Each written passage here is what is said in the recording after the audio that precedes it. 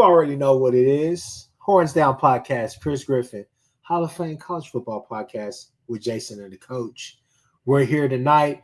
Chris Mason is tied up with some things, so shout out to that guy. You know that's our guy, Sooners 360. Mason, how are we gonna do this without him, bro? This is weird. that is weird. We've been rocking pretty hard. We have, man, for about a year now. So this is a little odd. And you know what? It happened organically too. Just us just doing a couple of shows together. It was like, hey, y'all, yeah. So hey, we're gonna do the damn thing. We're gonna do this. We're gonna get it all situated and everything. But we're gonna jump into some to talk about to not go on is the only thing. Huh? Yeah. It's just too much to not talk about. But hey, look, the Javonnie Gibson thing. This is what we say. We acknowledge it, but I think the thing to be optimistic about is that, to me, I think he's gonna be back, and I think he could be back early. Could be back, yeah.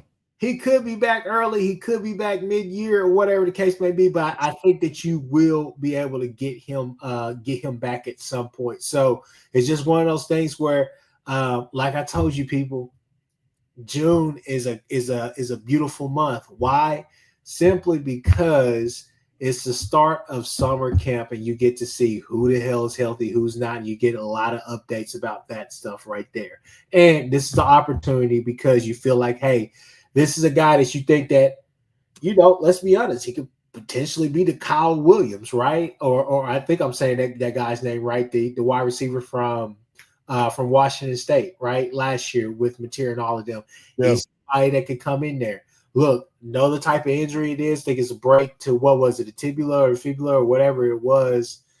Yeah, I don't remember which one of the two, but it's one of those. And from what we're feeling or what we're hearing is that, and none of this is like confirmed through the school or any of that kind of stuff, but what we're hearing from family members is we believe that it's a clean break. And one of those breaks that, you get one of those fractures where you don't go in and do surgery and get it fixed right away and get it healing right away. It could be a year long. You know what I mean? It's one of those things that could keep you out. If it went the way it sounds like it went, and it is that break, yeah, you got an opportunity to bring him back. You know what I mean? An opportunity for him to get healthy. And so, that he was very excited about the season coming up. I think more than anything, I mean, it sucks for OU fans. It really sucks for the kid. You know what I mean? It really sucks for the kid. Great story. He's been working his ass off to get to this point. I don't think that he really believed that he or understood of how good maybe he was, coming out of it because he's doing it against the lower level. But we've seen during the camp that he's been great. So sucks for him. I hate it for that, that he's having to go through this. But I'll tell you this. Somebody said this the other day in one of the other shows. It's like everything happens for a reason and God doesn't make mistakes. So whatever this is, you got to feel like there's got to be something behind it. Now, and I mean, we can go all negative if we wanted to and go, oh, we're snake bit and blah, blah, blah, blah. And I mean, you know what, man, it's going to be what it is. Hey, at the end of the day, like we said, we think that the kid is going to come back. So yeah, one thing's for certain, let the kid rest, let him do his thing. I think that he's proven himself enough to the team, to the coaches, to everybody to kind of give himself some leeway as far as, hey, they want him back. You can tell they want him back. Let me get right. I'll be back. So we'll leave it at that. But that does open the conversation as far as, just what do we do now? So obviously got to bring him up. Shout out to Unc. I'm sure he'll be in the comments at some point. But I told him, I said, there's two sides of this coin that I want to talk about, Jason. First and foremost, I'll say this. I think we have guys on campus. I do too. I think that I think you'll probably see the most out of barring any other injuries. I think you will get your money's worth from Deion Burks this year. Jaden Gibson is still out there as far as what's going to go down with that. Elijah Thomas, you're hearing about him. Manny Choice, Kearney, you're hearing about some of these guys some of these other guys as well, these younger guys that you're excited about too. So, one name that I think gets lost in this shuffle, so much, I can't forget Satania, but Jacob Jordan. Jacob Jordan. Yeah, no, I brought him up the other yesterday. I was thinking about him too. Yeah. Jacob Jordan is another guy out there that should be able to get a lot of reps and a lot of PT out there. So I think you got guys on campus that not only you feel good about, you got some that you probably feel great about, and you feel, hey, they're consistent. Kind of like what BV was talking about. Yes, you want to be able to peak at the right time, but being consistent, that's what gets you on the field every time, just being consistent. But on a second note, on the other side of that coin, Jason, I will say this. A conversation I've been having a lot before Javonnie Gibson got injured.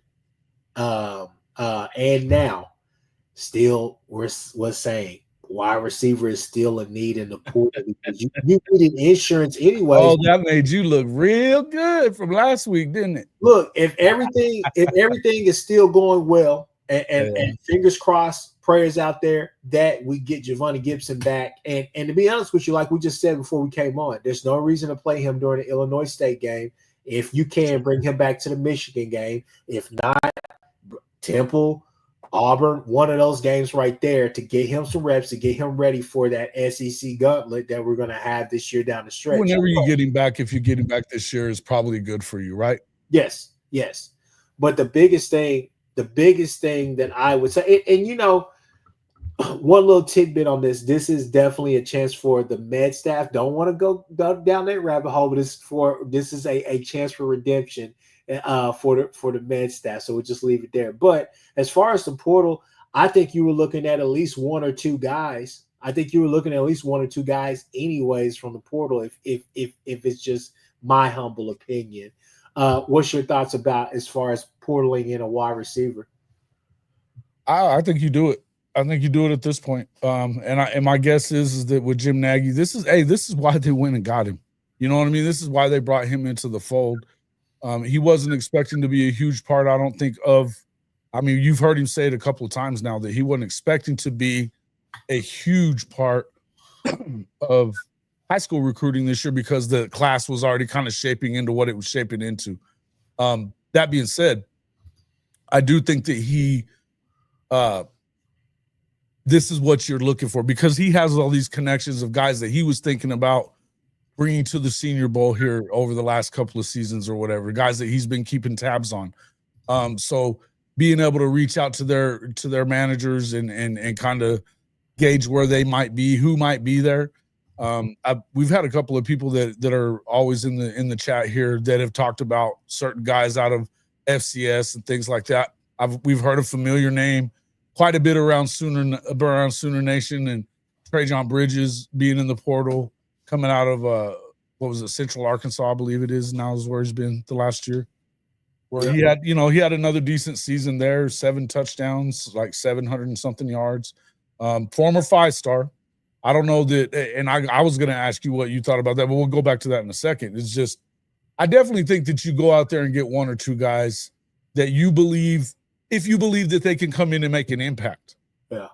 Now, if they're just depth pieces, I don't know. I don't think that's what you're looking for at any point when you're going to, because just depth pieces are not really the guys that you're looking for. You're looking for playmakers here. That's true. Let me jump in here real quick. Look at this. We got a super chat. Wow, Ben G, $10. It's good evening, fellas.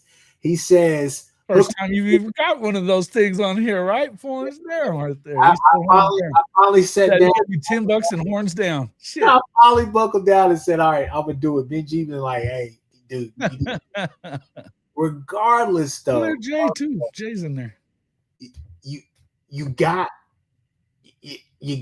do it. You gotta go and get guys. You can't just go and get duds. But that's where you kind of put your money where your mouth is if you're Nagy, right? That's where all our hopes are with Nagy. Obviously, you hear the name Trejan Bridges, but you also see the Terrell. I think Terrell, or is it Terrell Davis?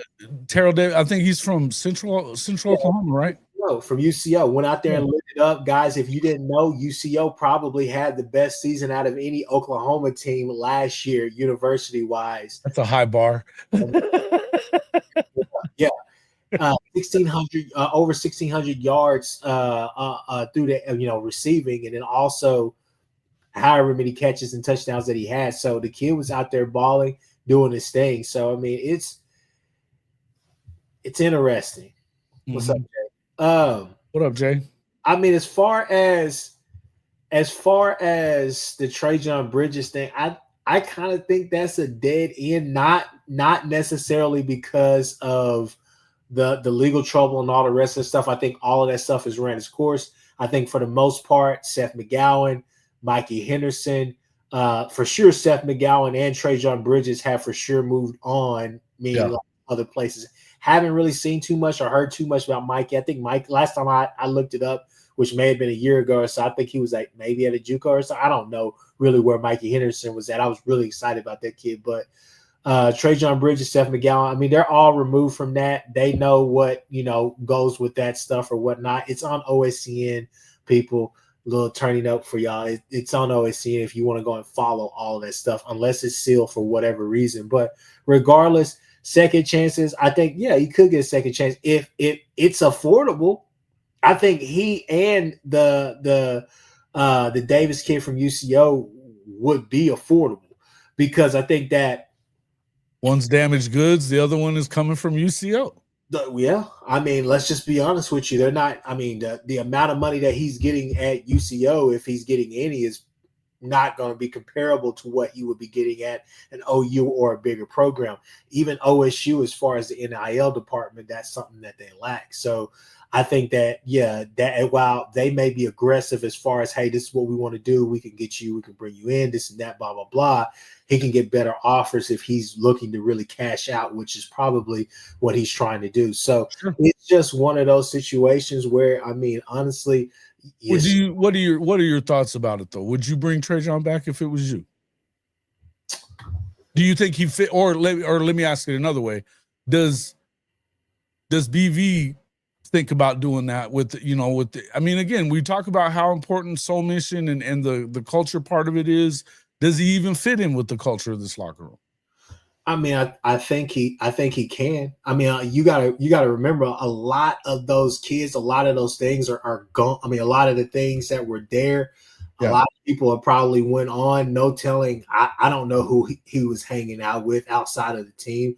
I don't know, what girl he was talking to. Maybe those were upperclassmen while he was here. So the thing you got to think about, a lot of people have moved on. You know what I'm saying? So I don't necessarily know if their same vices or the same, steps towards failure are still here. I think he could come in if he's a guy I'm never going to say never with this staff here, simply because this is a different regime. Well, I'm not against second chances is what I'm saying. You know what I mean? And from what I can tell from they ended up dropping most of the charges. I know they had to plea out of it or whatever, but it pled out to something small. I don't know, man. Yeah, I don't even think that would necessarily be like a super duper crazy conversation either that they would have. I think that stuff is in the past. You're basically checking the temperament, letting it be known, hey, we know about that. We understand what's going on. As long as you understand coming here, that's not going to be a thing. I think EV demands that respect and commands that. But getting the second opportunity to go and ball out at here at OU, it's one of those things where Trejan Bridges, the 748 yards, 53 receptions, 7 touchdowns. You kind of expect a little bit more at that level from him, simply because of the talent that I think we all know. He has untapped potential. What did they have getting in the football is the question. Well, that too, but still, at the same time, that kid has a high ceiling. So the thing is that bringing him in here, letting him, a former 5-star, get with Emmett Jones, that would be beautiful if you can do that. It's just I don't know at this point if that's what you're looking for. Yeah, I think. Well, and I mean, we've talked. I think going back to your question that you asked earlier is, do you even need them?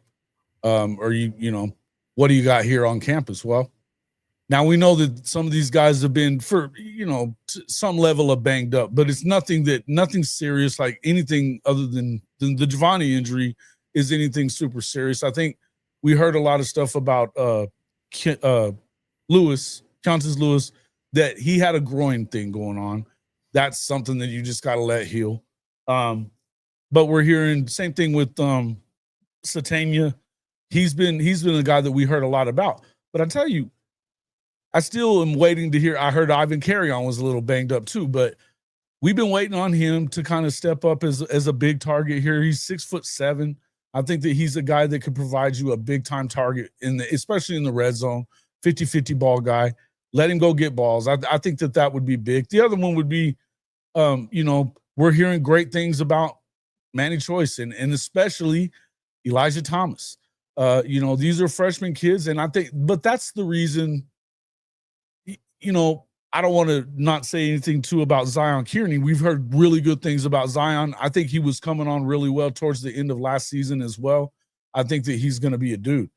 I think that there's guys in the room. I don't know that you need to reach for anybody in particular. I do think you need depth, and but at depth though, you need to go get guys. So is the guy from UCO really that good? I don't know. Let's flip this on his head, Jason. Let just follow me right here, because you brought up a name that I think this would be a good segue into another part of this conversation too. How many wide receivers would you take in the portal, knowing what you know now? I think two-ish, 1, 2. So if you take 2, and let's just add a little bit of spice to it. Let's say that, it's a little bit costly because you go and get some cream. Mason is here, isn't he? Let's just say you go get a couple. Let's say you go get a couple, a little bit of a premium, that right there. Okay. So here's my idea. Here is my idea, people, to solve our tight end problem. Okay. So this is what I would do. You can go mess around and get you another tight end. Hopefully that's kind of in the, in the queue, right? But basically all I'm saying is this right here. If you want to go get you another tight end, that's perfectly fine, since we did lose, Devon Mitchell. Yeah. But here's an idea for you. It seems like you may have something with and I'm going to butcher her name, but I know Huggins, the Kent kid or whatever, the other kid from Kennesaw State. And obviously I think there are going to be packages in there like H-back, a lot of H-back use for Koenig. I think Koenig is gonna find his way on the field this year in a big way. However, to kind of hide some of your inefficiencies for that flex tight end, why is Carrion not being kind of pushed towards that? Now, I don't think he wants to be I don't think he wants to be a tight end. That's why. I don't think he wants to be a tight end either, but it's a need and it's a way for him to stay on the field and for him to be effective as well. The kid has all the intangibles, and the kid I agree with that. I don't think that he's a speed guy to the point that he could never be a tight end, and maybe that's what he becomes if he ever. It may be where he's headed towards. I don't think that that's where he wants to be at the moment. It just doesn't seem. It seems like they would have probably pushed for that before now. I'm just saying that would. But I'd love to see him on the field more. I don't care how you put him in. To be honest with you, I don't give a shit what you do. I'll say again, I don't think that this offense is predicated on you got to have a traditional tight end guy anyway. So I think that you could line him up all over the field and still call him whatever the hell you want. And that's what I'm trying to say. You're pushing him out to be your flex tight end as far as being able to be used in that way. That way, those formations can get pretty freaking quick. You get what I'm saying? I mean, and that's the thing, is that it's going to be interesting to see what variation of this Arbuckle offense are we going to see, because we know that he's a coach that will actually build it around. The small sample size that you guys got to see last year with JJF, I know I'm laughing about that, but the small sample size, you saw the difference whenever you actually go to your players and say, hey, look, what plays do you feel the most comfortable with? You get what I'm saying? Like, what do you feel good with? And so I think the other part is what Jimmy's saying. His blocking part it's going to be more of like what we were talking about with Koenig. He's more of an H-back. I don't even know if you're doing that. I think he's just a guy that could be a nightmare problem. Obvious situations coming out there. You know what you're doing, and he's a guy that you can hide as well as far as in those bigger personnel sets or formations. Excuse me. You could come out there and you can hide him. He does not have to block. He's a guy put his head in the dirt, and then once he goes, he's gone, and he's running around. He's doing this. But he's a guy that you could scheme in there to do different things. And I mean, that's, to me, I could see that happening. But that's a way, if money is short, if you don't have all the money in the world, that's an easy fix within as far as pushing him out. He's still going to be a wide receiver. I don't think it's super. Yeah, I think so. But I think that if you're looking to add depth, that doesn't add depth for anything. That takes away from your depth as far as, you know what I mean? You got the injury, you haven't added to it. So I think if you do go and get 2 wide receivers, okay, fine.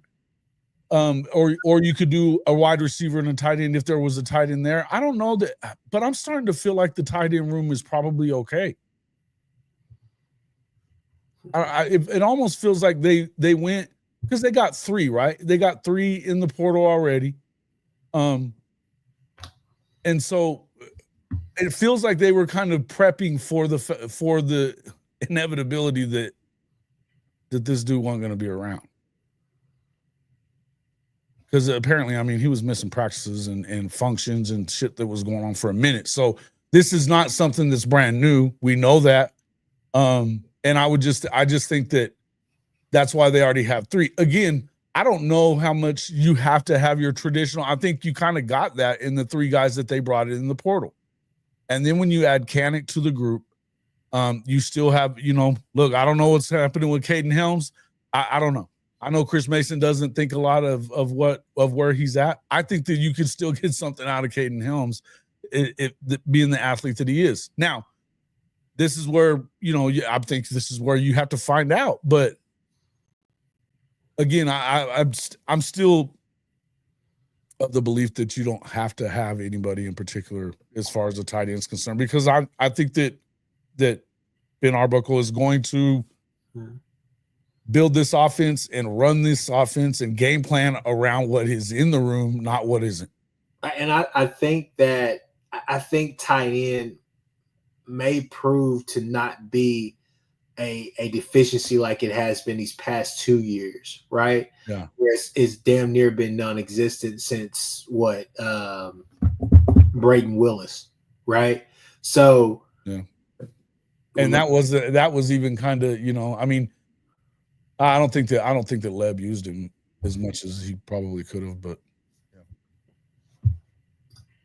yeah, definitely caught him. He was definitely breaking it down. Speaking of, I'm a fan of Jim Nagy more. The more I listen to him talk, the more I'm down with what he's talking about. My thing with it is, I'm just saying that's a fix within. If wide receiver is going to be your focus and you're going to have to spend money in the portal, that is a quick way to kind of allows you to kind of just continue to put more into that, and not to spend more money on that. Hey, look, I think that.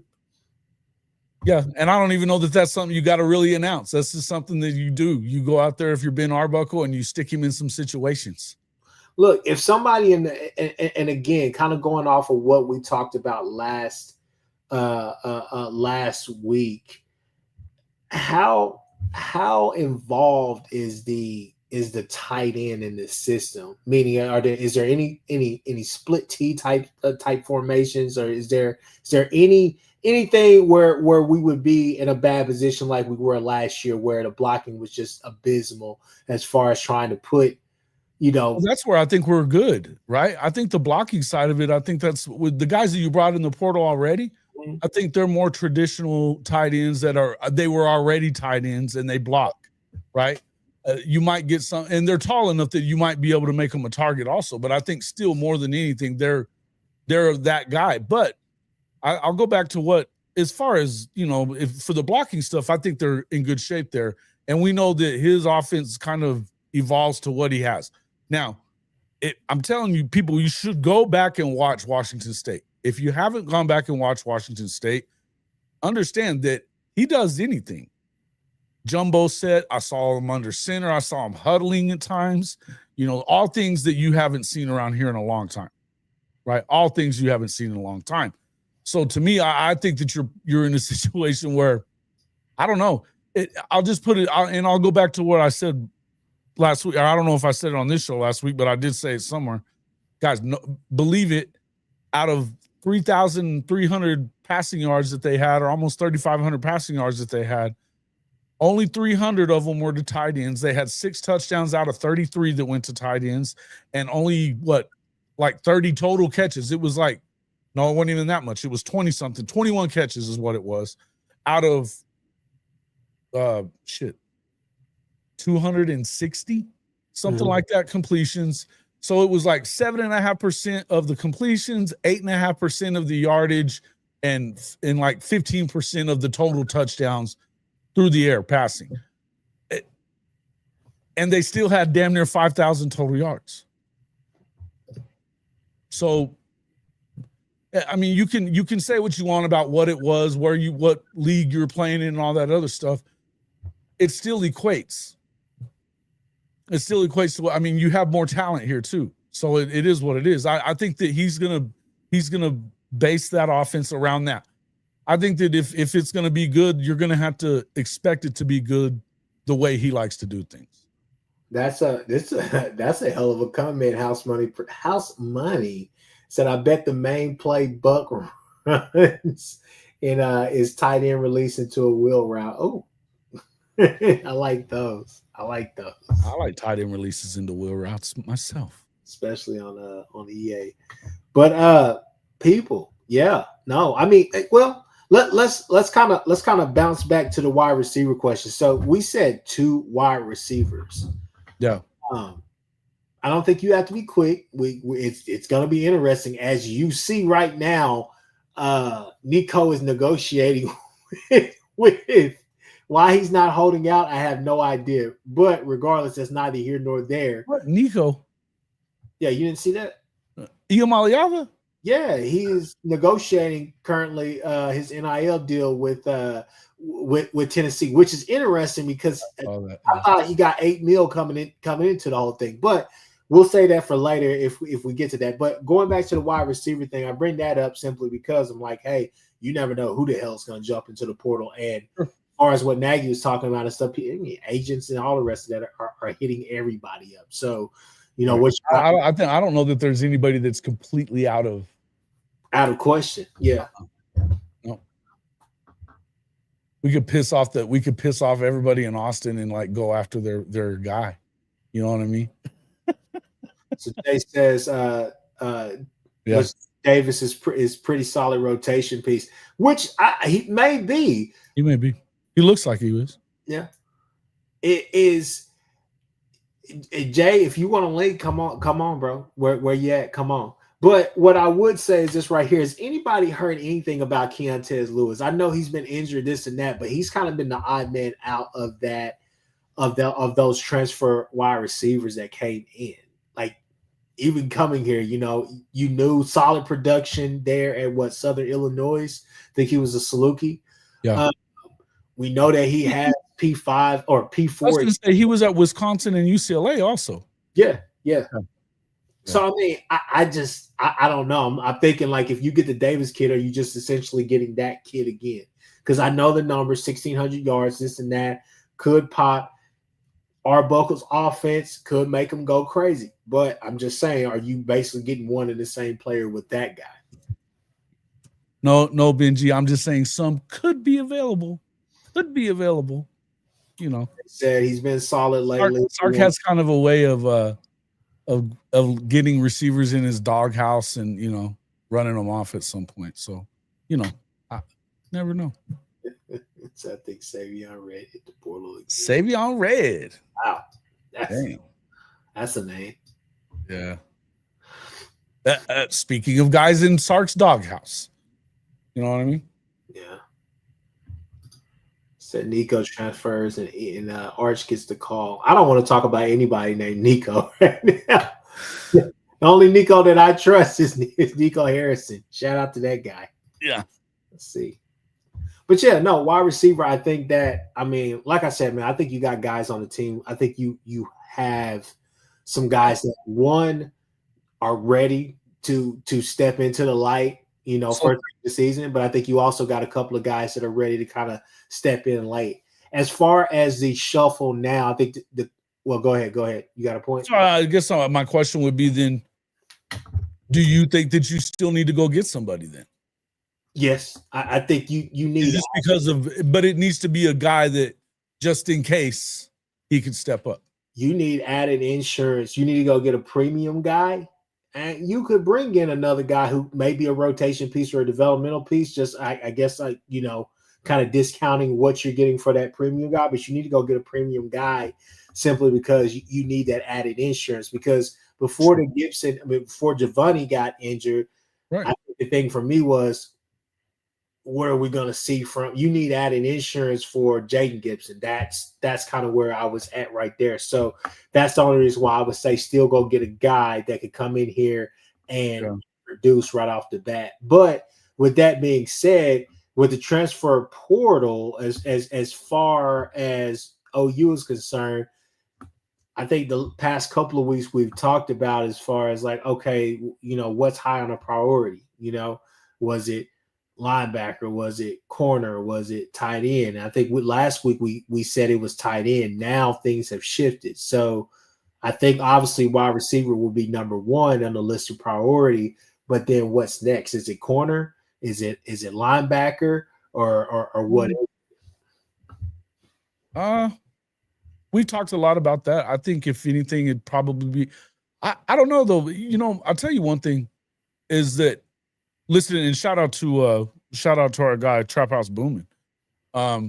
He was out there he went to the last scrimmage or whatever, and was out there and was talking a lot about a few of those corners, the young cats. He talked about Jeremiah Newcomb some. He was definitely talking about what's his name, Omarion Robinson. Yeah, Robinson. Yeah, and a lot of people have been right. So.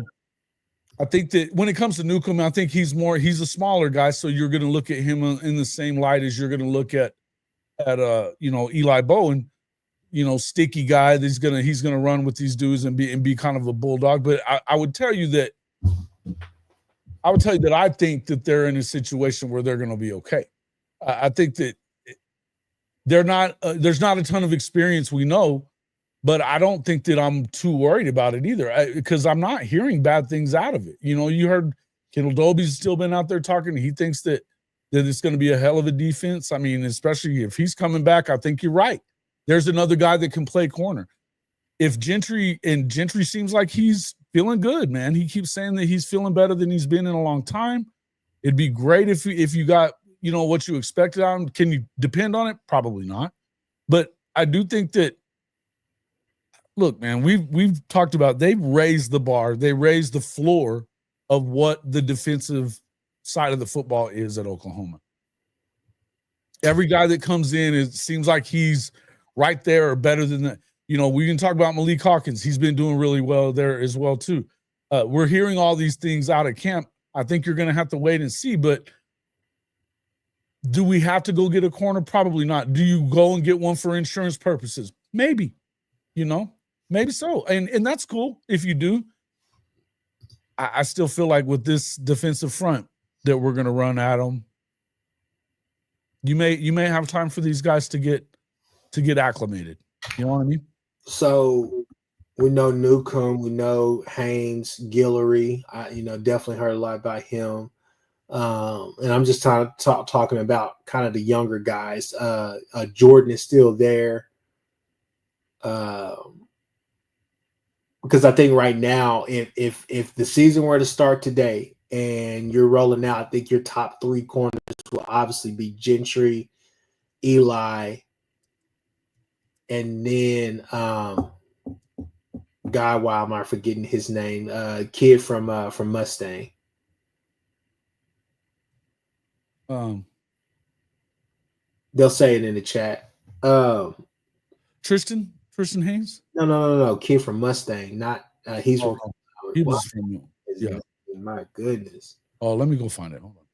No, yeah, Jacoby Johnson. There you go, Jason. Oh, yeah, Jacoby. Yeah, it does. I think those would be your three right now. At least that's who I would be rolling with. I think that fourth guy is just kind of that unknown piece right now, because you have a great room full of to me just great young pieces.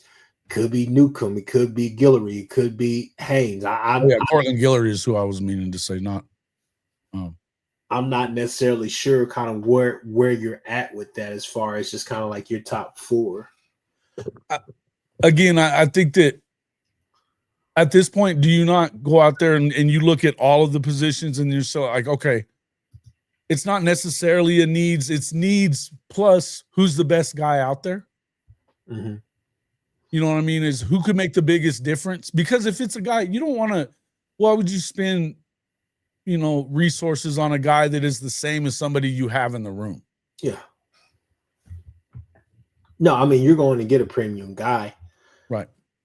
And who's the best guy out there? That's what I'm saying. If you know you got two needs, like Uncle's saying in there, you might lose a couple of these guys to the portal. I don't know who you're losing to the portal as far as receivers are concerned. Who is he talking about? Who's he said that to you before? I mean, he said it, but about, Unc? Bring it up, spit it. Actually, who was it? I think he mentioned something earlier today. Maybe I'll let whoever it was. I'm just saying, if that's what you're looking at, if you think you're going to get two guys, right? And because that's the biggest need you probably have. And then there's, maybe there's a third one, but that you really like too, or whatever, but there's also a corner. But is the corner what you have? Is there a linebacker out there that is he going to be better than is there a guy that can come and crack the top three in our linebacker room? Probably not. Why would they leave? You know what I mean? Unless feels like to me, there's not going to be that dude out there that's going to be better than one of the guys that you've already recruited in here and have. I mean, I just don't think that that's the case. So I think at that point, then you go and you get, all right, if we're lining all these guys up, then we start talking about what's the best value here. What are we going to get the most out of for the money that we have? I think the problem in the linebacker room is that they really like where Nesta is at. Even with the baseball and all the rest of that stuff, they still think it's going to be fine. So, I mean, that could, prove to be a thing. But, gosh, obviously down that list, it would be Kip, Kobe, Samuel, Kendall Daniels. That's kind of like your solid four. But I think the Heineke kid? Yeah, well, no, Taylor Wine has been doing good at outside linebacker too. They say they've been talking about him all week. So, I mean, that as well. Taylor Heim, not Taylor Wine, Taylor Heim. Heim. So, yeah, that's who it was. Yeah. So, the whole thing for me is just like, I think they kind of have that built in as well. So, I'm not necessarily sure if that's not necessarily a major need right now. I don't think it is either. So that kind of I think that's lower on the totem pole, just like offensive line may be lower on the totem pole as well. Well, they just didn't they just get the other guy from Stanford? I'm not sure if they got him yet. I don't believe so. That would have been everywhere. Obviously, backup center is a need, but I think that those two you could say, hey, we could find the right guy here at these positions. Here's the question if we're going to talk about the O-line, we're assuming all these guys are hanging around. The money situation may say otherwise. If you've got a guy like, and I'm not saying anything bad about Jake Taylor. If Jake Taylor has been hurt, it sounds like he's coming back and starting to look like he's okay. But where does he fit into this, moving forward when you've got tackles galore right now? You know what I mean? Where does a guy like, or even the same with Logan Howland? Where's the money? Where is their money situation? We don't know what they're getting paid, so I wouldn't, you know what I mean? It's just a question is which one of those guys is getting the least amount of money and has the least ability to see playing time right now. So and I don't know that that's Jake Taylor. I don't know that it's Logan Howland. I don't know who it is, but I'm just saying, who is the guy that in those, we're talking about guys that they got 2 years left. So why would you stick around if you could go to a place like SMU and you can start tomorrow and get paid well because you were an OU guy? So chances are you might lose a couple of those dudes off that line. I think that freaks everybody right out. But I don't know that I still feel like they're in decent shape. But I do think if that's the case, do you need to bring somebody else in through the portal? Honestly, I think backup center is a need. And then as far as those other positions, I think you should. I mean, hopefully everything goes well with Howland and Ozida and those guys come back. Sexton looks like he's going to be maybe in play for some position. Tackle, whatever the case may be. Well, he's supposedly the man among boys right now. Taylor's kind of, I don't know. For me, I'll be honest with you, it really depends on like who's pushing Nwewu, right?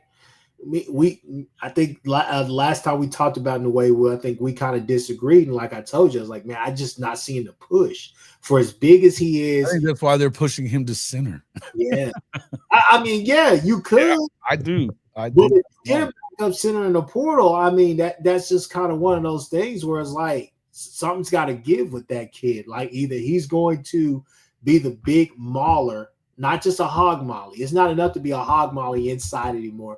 We haven't had dominant inside play since, and I hate to bring up maybe Caden Green.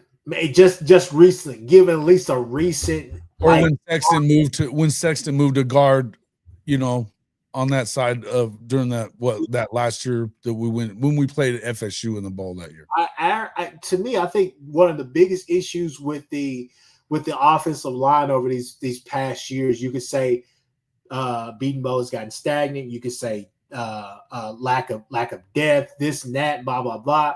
To me, what it is a simple fact of our inside, like our interior linemen were just, I wouldn't say soft. They weren't maulers. They weren't physical. Oh yeah, when Caden Green left, then it was.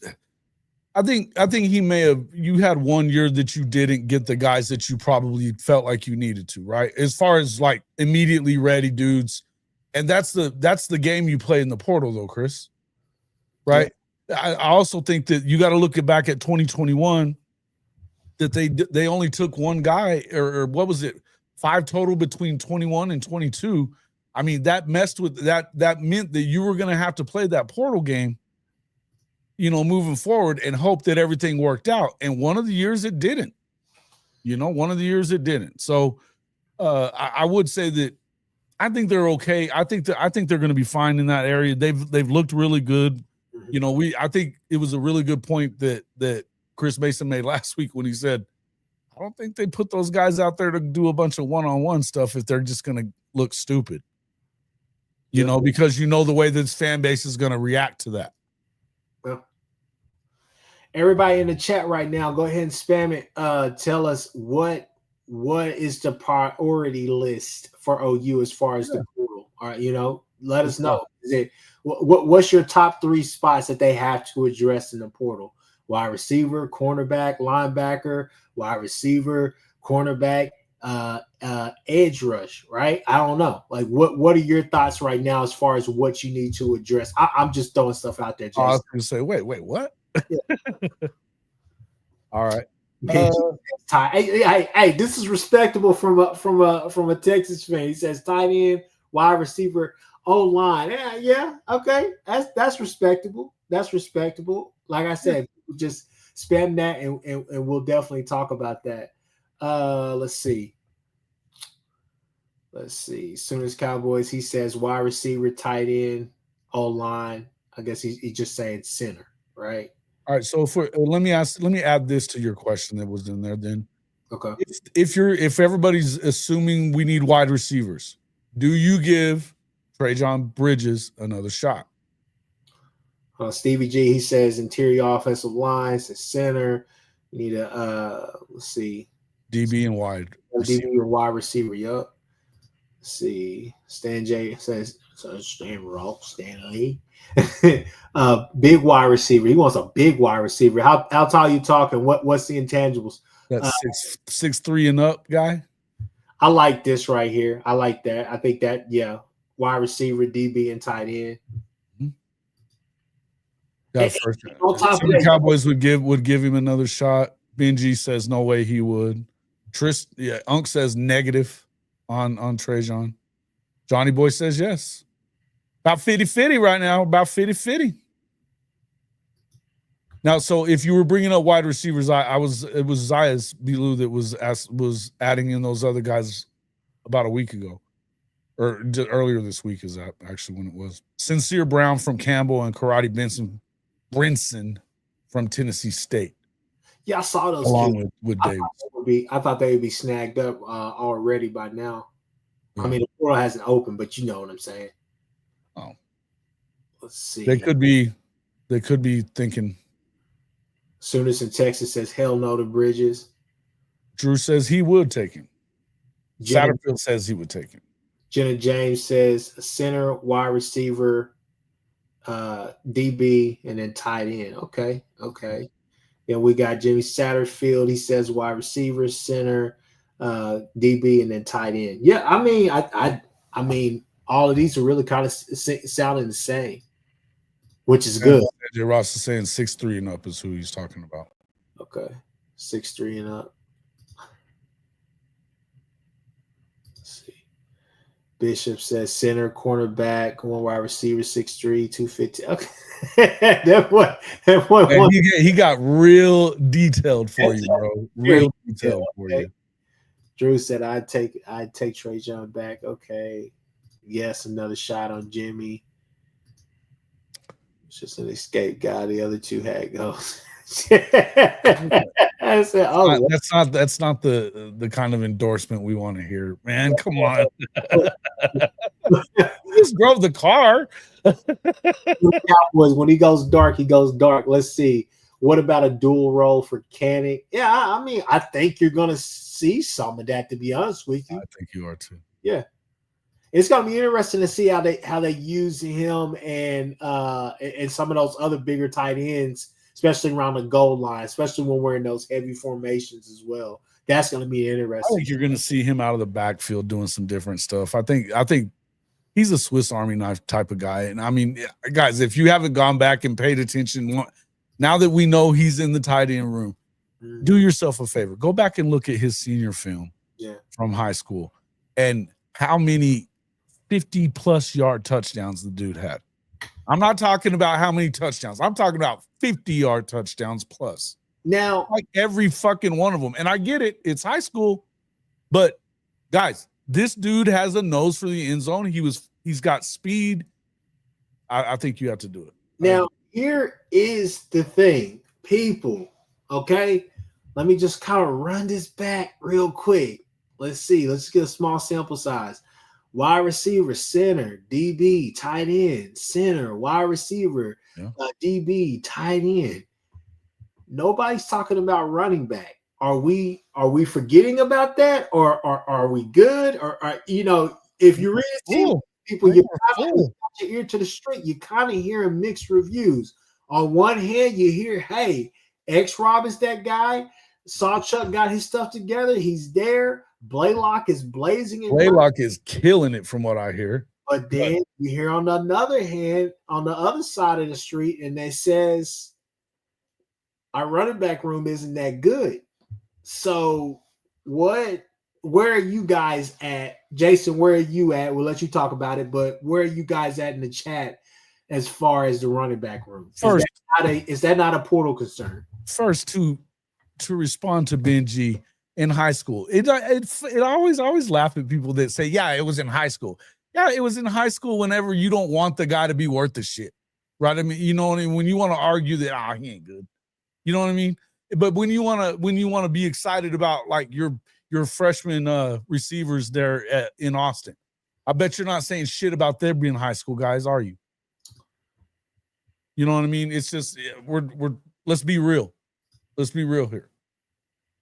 In the end, so okay, going back to what you were saying, the running back room. I don't know that. I mean, I'm hearing the same stuff that you are. I'm hearing that you might not have Tatum next year, that he might be already ready to go. I hate that. We keep hearing about this stuff about Javonte. We just, you know what I mean? It's just, the thing is that I don't know where you trust these guys. It's him or Sawchuk because of the fact that they've been hurt so much, right? And at this point, are they not over recruited by now? Have we not over recruited that position for them? We're 6 deep, but I mean, what I'm saying is has the younger talent not come in and they're better immediately?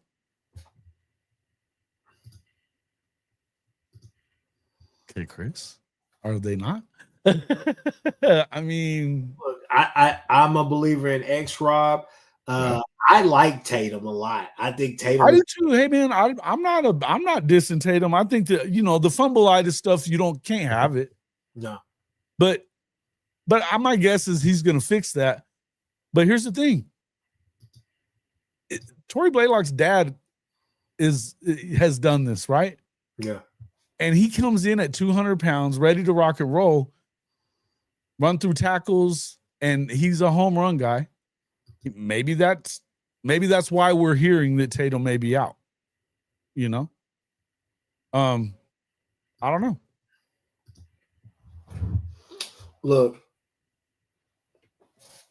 something's got to give. I mean, unless Franklin is going, because I think you're X-Rob, Sawchuk, Tatum, Javonte Barnes is kind of right there, but Blaylock could. And I think positions are up for grabs. Obviously, we know what's happening in spring ball right now. I think your one right now, RB1 is most likely X-Rob.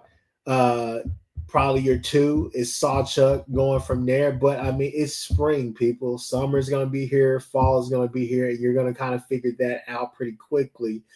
But as far as the running back, there will be more than serviceable running backs in the portal. So, I think for the most part in here, from what I'm seeing, I think most of everybody is settled in and fine with what the running back room looks like. So I guess the answer to my question from what I'm seeing as the chorus is no, we don't need to touch running back in the portal.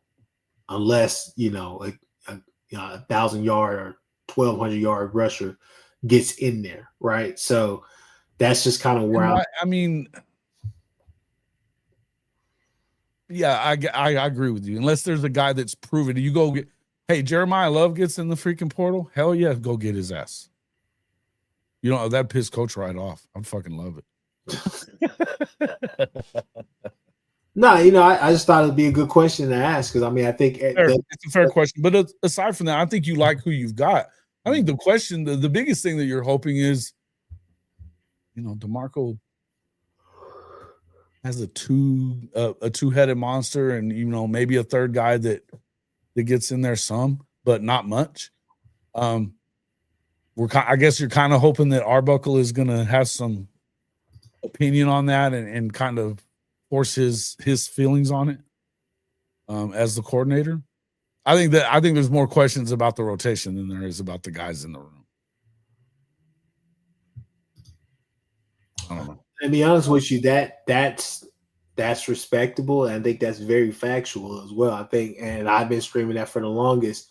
There's no need to go get another running back if you can't figure out that rotation. You have to. I mean, that's going to be something that's going to be key. That's going to be key.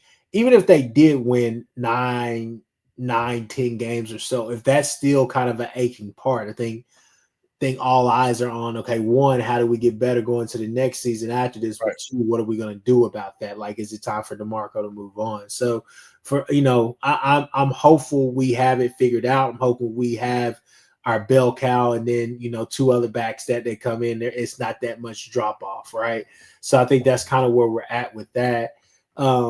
And then being able to possibly use Kanik in some situations, not necessarily as a running back, but just kind of, whatever kind of formation he's going to have. Because I think that's going to be a wrinkle to this offense is what you can do with the tight ends. Tight ends may come out there and surprise us. We don't necessarily need – we need guys that one can block and two are decent pass catchers. That's what we need. If we don't have a Mark Andrews, Grisham, Grant Calcaterra, right? I don't necessarily believe. I mean, could be that type of guy. I don't even necessarily know if we have anybody as athletic as Brady Willis who can kind of hide some of that, just being able to play off of just raw talent alone, honestly. Because Levy just used him just kind of as like his baby. Yeah, that's what, isn't that what Kanik is raw talent? I mean, yeah. What's have to? You have to? Yeah. I think the room's pretty damn full. There's only so many guys that can get carries. Let's just be real. All eyes are kind of on Franklin right now. To me, I think that's. And honestly, I've heard from some places that it might be Tatum might be out. You've heard that as well. I mean, those are whispers in the wind, but I think for me, and I can speak for a lot of people, I think kind of all eyes are on Franklin. Like, what's he gonna do? Right? Because it's like his last. Hey, you know what though? When he got the football last year, he was probably had more 20-yard runs than any of the other dudes I saw, and he didn't really get a lot of looks. I'm not saying anything. I'm not saying that I'm trusting and believing in Franklin, but what else have we seen? Look, from X-Rob. All I'm gonna say is this right here. Everybody remembers how shit of a game that was against Navy anyways, but I think everybody for sure remembers when he got into the game out of nowhere. It's like, what the fuck are we doing? Mm-hmm. Yeah, but I felt like that about having Sawchuk in the last damn play too. Yeah. Why do you not have your biggest running back in there to pass block if that's the play you're going to go with? You're going to stick him in the damn pocket instead of rolling him out, which is stupid, by the way. Still get me started about that shit. No, I still feel like it's just been. That's why if I got questions about the room, there's my questions. I just want to see that room be handled correctly.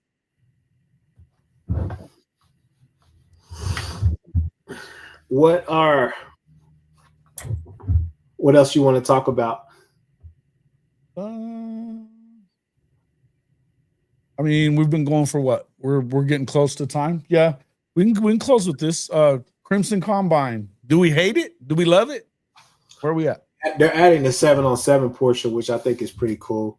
So if the fiance was not going to that stupid ass concert down there in Stillwater to help them raise, a couple of NIL dollars, then I'd definitely be there because I think it'd be interesting to see.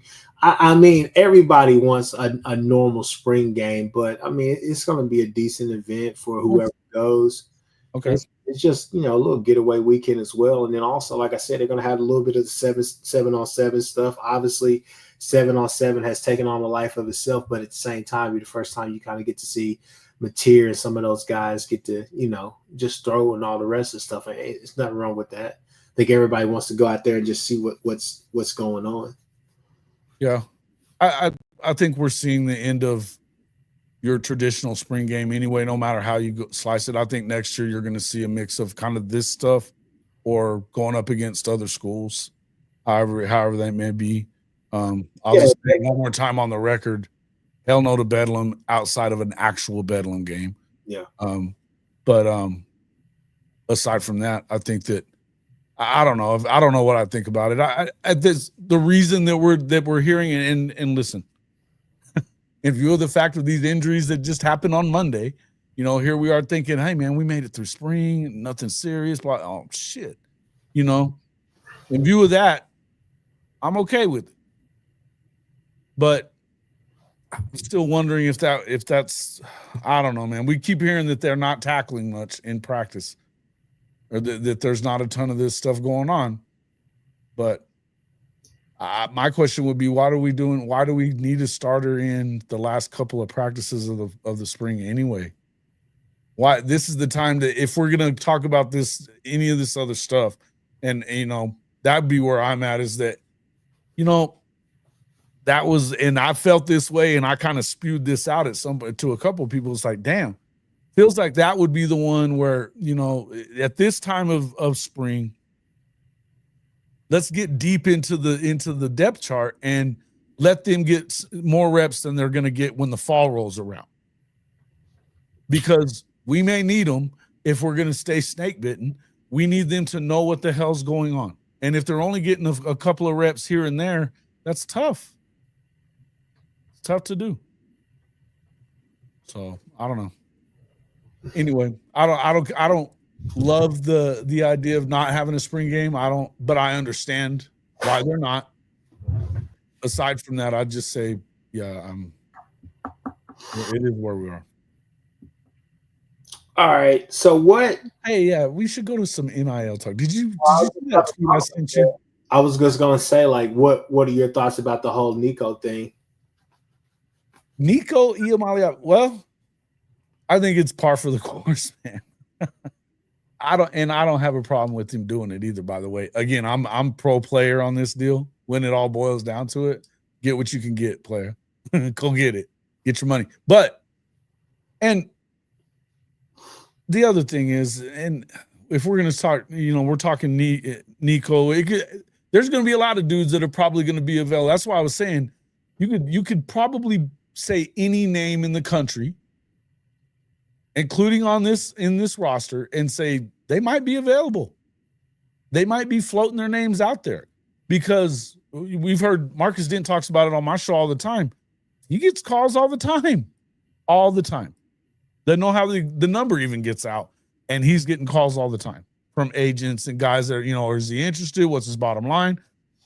And, he's played, we're talking, Isaiah has played one game in college. He's even, and he's been a little banged up this spring.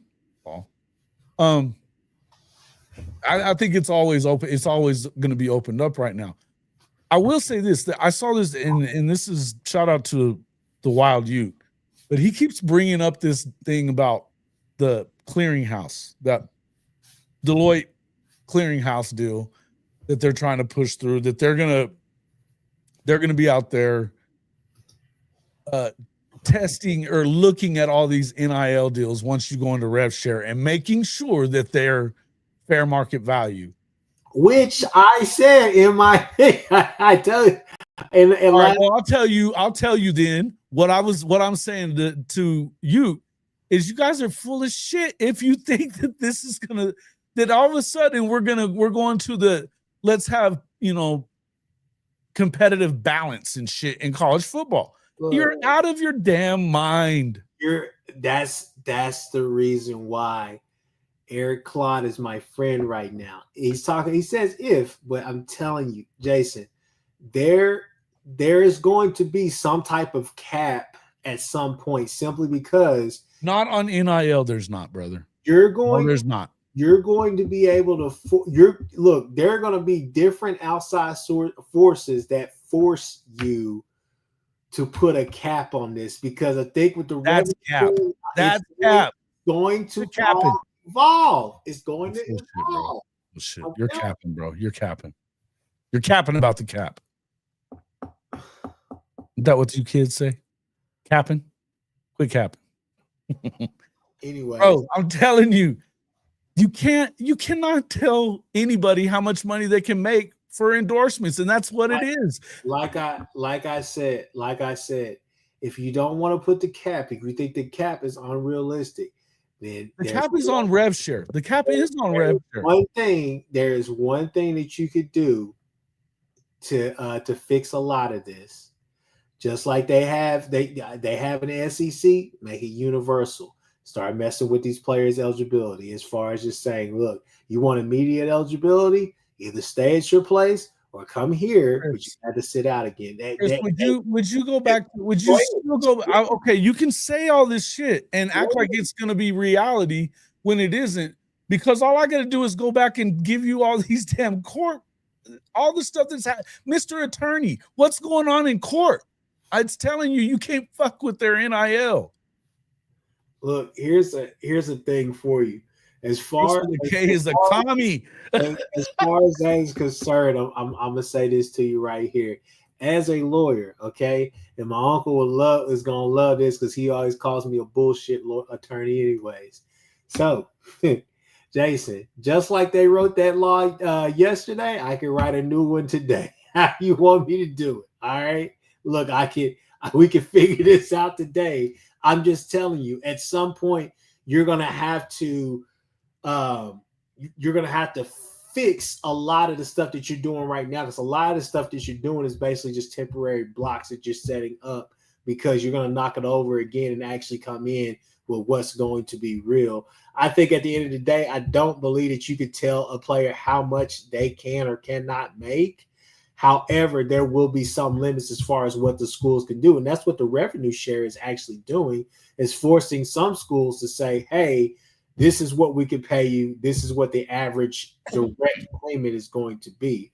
But when you get outside of that, as far as all the rest of the stuff, you're trying to make sure you're not being easily influenced by all these people. So Big Red Otto and Norman is not fucking up screwing up a Rhett Bomar year that's supposed to be a fucking Heisman year. I'm still pissed about that. But all I'm saying is this right here is that, yes, you're not going to be able to get every under the table deal. However, you will be able to expose a bunch of things, and you're putting people on notice. So basically what you're saying, let's go back to where, because then you're going back to who's the best at not getting caught. So now Saban is now back in play, because now he can go back to cheating and doing it the way that he wants to. I mean, they're cheating right now. They're tampering. They're doing all these different bullshit. Well, listen, this all goes back to the NCAA. So you're going to tell me that this clearinghouse deal is, who's going to enforce that, by the way? Who's going to enforce it? The NCAA? Is that who we're going to trust to enforce that shit? Here's the thing, Jason, I'll put it like this right here. I'm not waiting on team, because that's what they are. I'm not waiting on the NCAA to do anything. What I'm waiting on is whenever we break apart from the NCAA to these two super conferences, and then they're putting rules in there themselves as far as what's governing, and all these players. That's where you fix it. Yeah, and that's where you fix it. You get to a point where you have collective bargaining, have actual contracts instead of year-to-year contracts, where you can change your contract every year, and then you can start having some control over that. That's an easy thing to sit here and say, but what's non-legit? These guys are going to decide what's non-legit NIL. You're just trusting the NCAA to make that or Deloitte, whoever it is, to make that clarification. Bullshit. Or be bought out on their own. Are you joking? Are you joking? Here's an idea. NCAA, listen to me. If you want to get this right, hire Kchris Griffin, attorney at law. Okay, I will find every contract. I will be, what did BV say? I will bring a suffocating, devastating defense. You will never see any of you players that's out there taking non-legit NIL money. You will never see the light of day on the field. I promise you won't touch grass. I'm telling you. Quick plug. But no, in reality, I'm just saying this right here. You're not going to be able to catch every single deal. But you're not going to be able to go against a federal judge's decision, a multiple time decision, by the way. You know what you do, right? Jason, listen to me. All right. Start messing with with the house money. Start messing with that. You're going to have to get out there. You're going to actually have to say, hey, look, you know, those incentives and different things that they do and all the rest of this stuff, we will penalize you. And if these are non-legit NIL deals, this and that, blah, blah, blah, we will report you, yada, yada, yada. You got to go deep. He's full of shit. I'm just saying, you got to go deep. I'm telling you how to fix it, man. I'm telling you all the different things, the points to attack, whether you want to listen to it or not. Who the fuck is that guy? I'm just saying, if the NCAA really wants, they're gonna have to get down there and get bare knuckles. I mean, I'm talking about like kickboxer, like Van Damme, kickboxer. You know what I'm saying? It has to be realistic rules, though. The point is, it's got to be realistic rules. The NCAA is being proven to not have any teeth. It's going to take these super conferences or somebody else, a real governing body, and somebody, but they're never, you know, Chrissy said, yes, they can. They did it with, like, the transfer portal means shit with the NIL. It doesn't. And I guarantee you another thing. If somebody were to challenge that transfer portal rule in the SEC, a player did it, and somebody within the SEC was to say, yeah, you know what? We don't want to go by that rule. We don't want, you know what? You can't do shit about it. It goes to court. Guess what? That gets shot down too. You're not going to make rules that go against what the courts are telling you is legal. You're not doing it.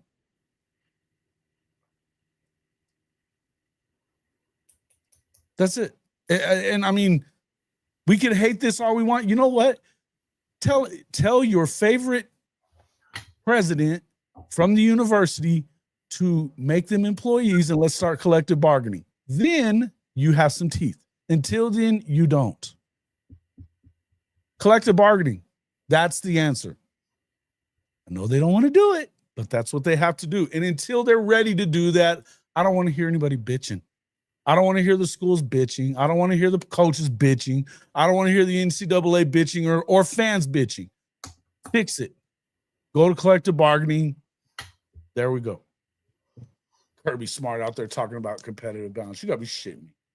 I mean, like I said, there are several ways to be able to, and let's be real. It's not necessarily that it's direct, but the fact that you can make players ineligible for all of that if they transfer. I'm telling you, you can mess with the transfers. There's certain ways that you could mess with it. You could say, hey, you get all the NIL you want the year after that, but you're just going to be on scholarship and you're going to go from there. But scholarships are basically becoming obsolete now. Simply because NIL deal, they don't even have to go to school before long.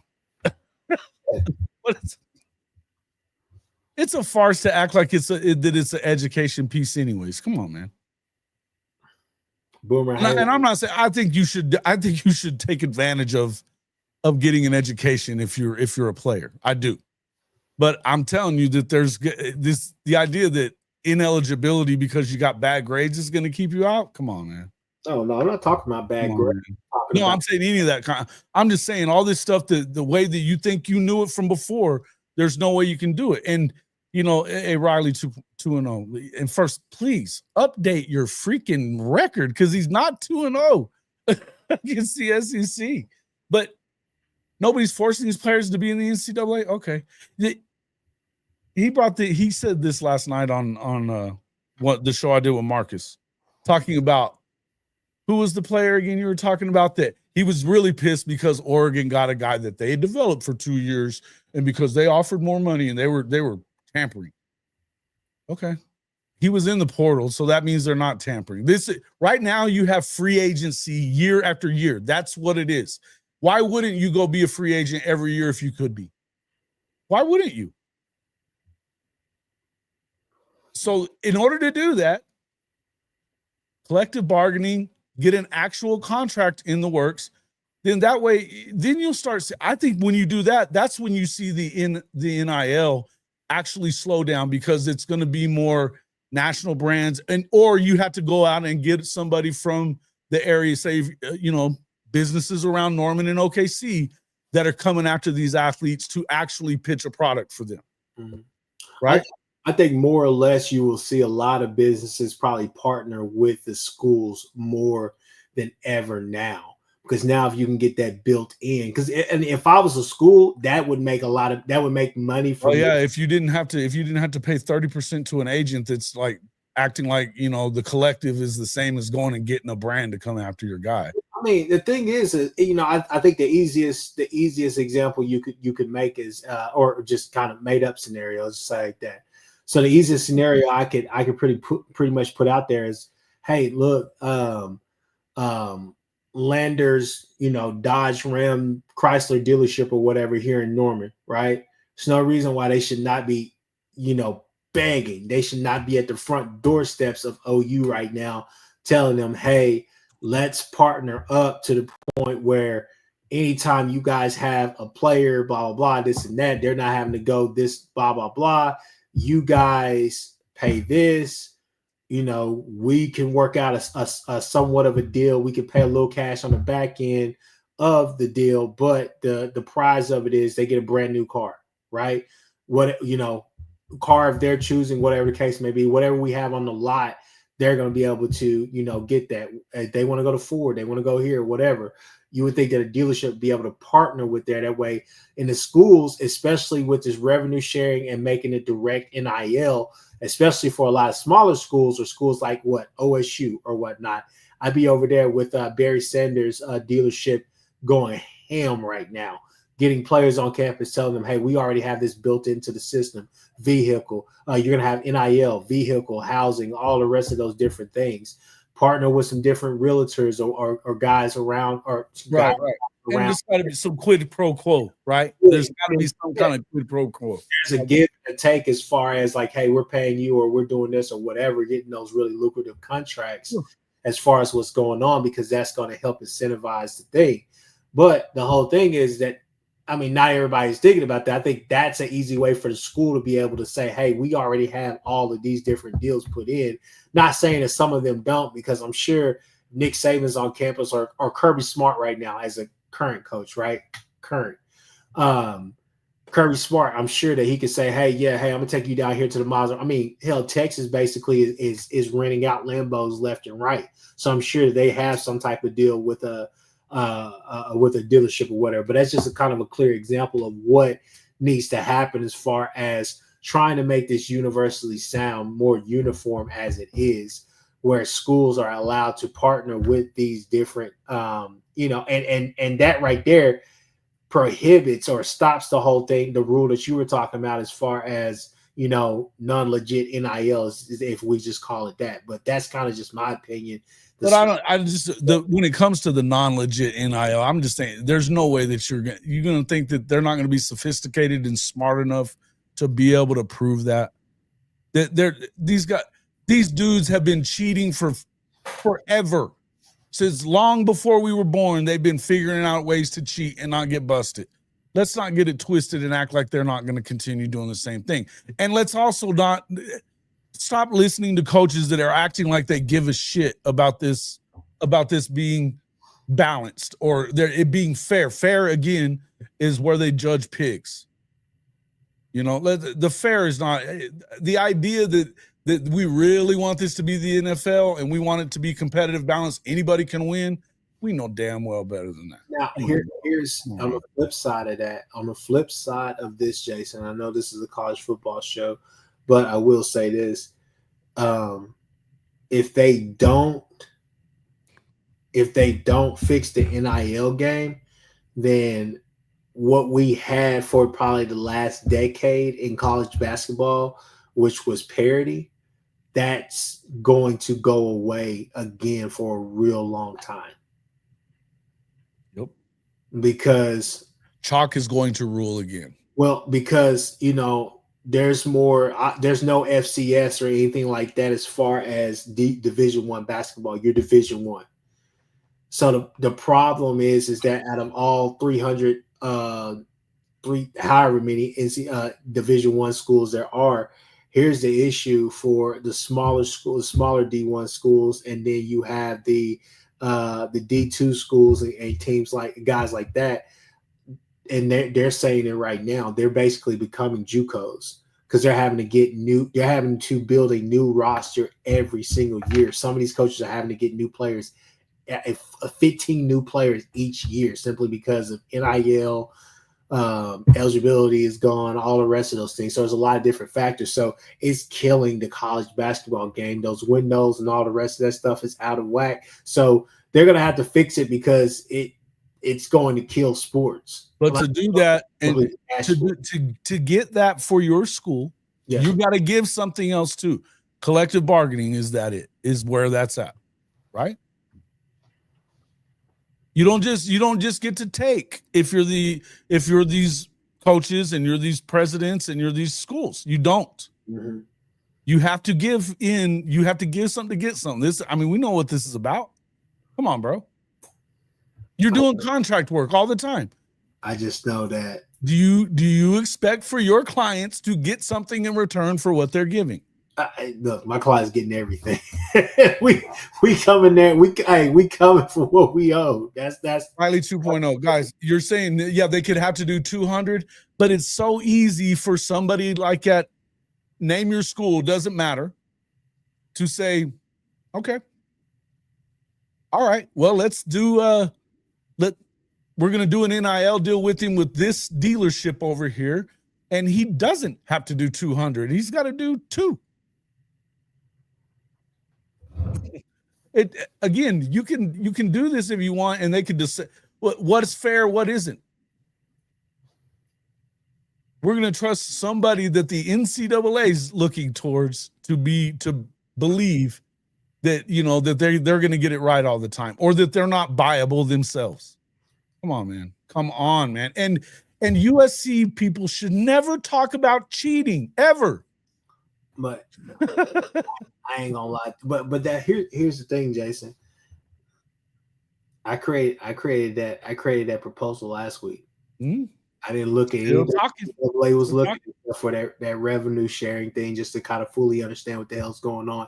To factor that in, since that is something that is currently basically about. That's almost here, man. That's almost here. All I'm saying is that I can think of several different ways you could fix it. As far as like passing legislation and all the rest of that stuff, that's something that you got to lobby and all the rest of that for. You can go. It's one of those things where it's legislation. Is it going to get held up in court? You could do that, but that's the thing. You got to fight it out in court. Sometimes here's the best thing I can tell you, right?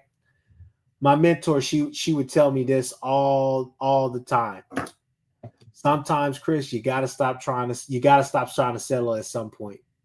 Just take it to court. Don't spend your client's money on bull crap. Don't do any of that. Just gotta take it to court. You gotta fight it out. You gotta go win. And that's what you gotta go do here. If you're the NCAA, I can't give you any more ammo than I've already done. I don't know what to tell you. Because a lot of stuff like that you're sending and I'm seeing.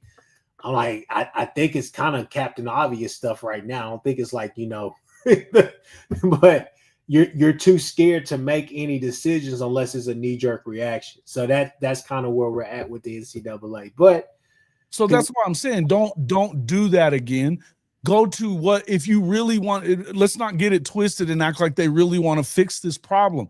And by the way, players didn't make this mess. They didn't make the mess. You can kind of say they did because they wanted to get. Nope. No, you can't. No, you cannot. No, you cannot. They were tired of getting screwed. This was all the rules that were set in place by who? Not athletes. Come on, man. Stop it already. His mentor is a woman. Go figure. Thank you, Unc. She'd kick both of y'all asses. Anyways. I don't doubt it. Hey, like, subscribe, do all those different things. Horns Down Podcast with me, Kchris Griffin, Chris with a K, Jason Watkins, Hall of Fame College Football Podcast with the coach. Guys, you already know we will be back. Chris Mason will be back next week. We'll get some more recruiting notes. Hopefully we'll have some more to talk about as far as just kind of the injuries. What are we doing?